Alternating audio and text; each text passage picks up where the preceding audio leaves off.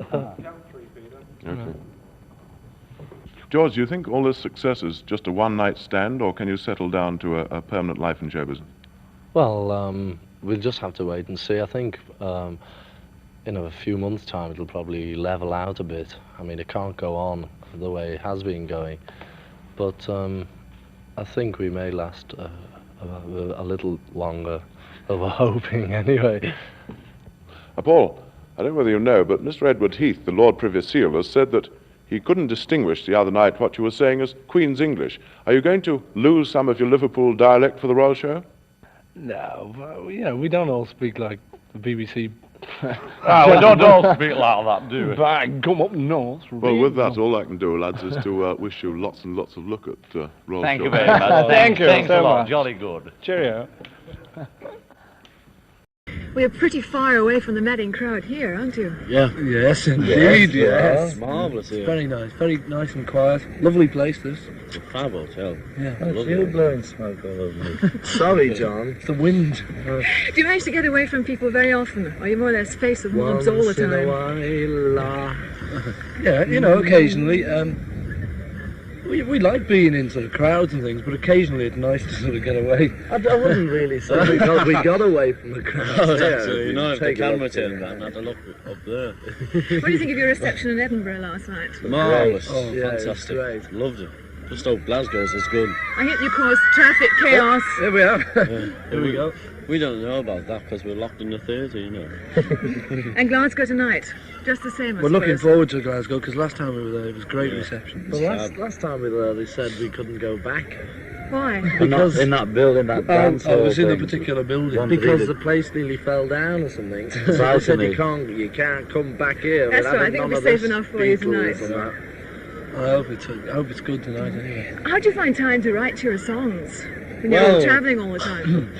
Well, Ringo. Well, No, mainly sort of, I don't know, when you're in bed or something, you know, when you got a bit of peace and quiet normally. Hello. What did you feel about your song, A World Without Love, sort of getting into the top for the hit parade and edging you out? Well, it's fine, you know, I don't mind at all, as long as sort of it's one of our songs. It's great. Very nice way to go. hold it down. Well, you know, coifer. We're in trouble with your coifer in this wind. Not that I worry, no. Well, what's going to be the next hit? Pardon? We haven't written it yet. We'll write it when we're away. This is the next hit. Any chance of having a holiday?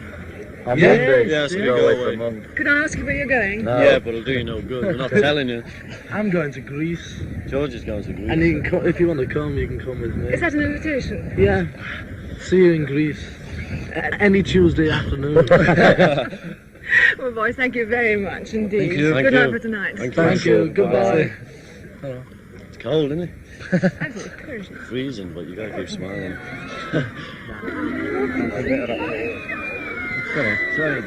What did I say? Far from the madding crowd. Back to the studio from the quiet of the countryside.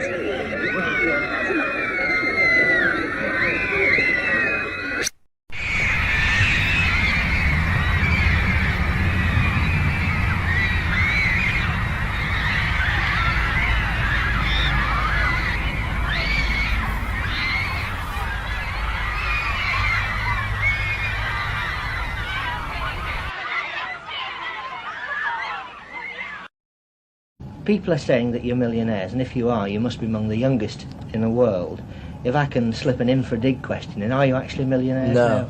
You're not? Well, you know, it's so hard to become a millionaire. When maybe if we were just a solo act, then you know, whoever it was, he'd probably be a millionaire. But with four, you know, it's hard. I doubt if we'll ever be millionaires. We'd probably be all right. Getting Well, nearly naturally there. we will, yeah. But I mean, I can't see us being millionaires, and paying tax as well. Now, what about the future, George? People have said that you're quite interested in becoming a chain store mogul. What are your ambitions, actually? Well, I didn't hear it, actually, the bit about the chain store. I don't know, really. I'll carry on with this, you know, until I get fed up. And, you know, there's so many things that, you know, interest me and the rest of the fellas, you know, still in this business. I mean, I'd love to record people, produce records, and there's all sorts of things. I haven't got my mind set on any one in particular yet. So you're not really out to sort of exploit No. your fame in other ways at all? No, not yet anyway. Now, must have been a very hectic day for you. What have you actually missed most today? My dinner.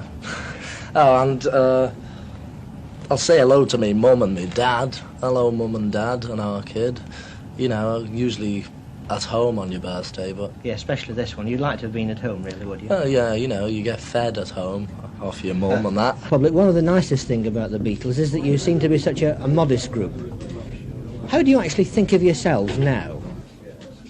The same way as I've always thought, And how's that?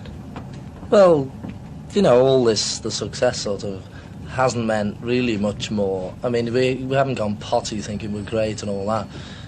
And, we just still enjoyed as much as we did when we were earning 10 bob a week each. And, thank you. Thanks very much, George. Good evening, ladies and gentlemen. This is the BBC announcer speaking, and I'd like to tell you about a new programme which will be coming on your sets, your radio sets. I'm speaking now with a very posh voice because BBC announcers... BBC announcers, you could have a posh voice. Now look. Look, Paul. What?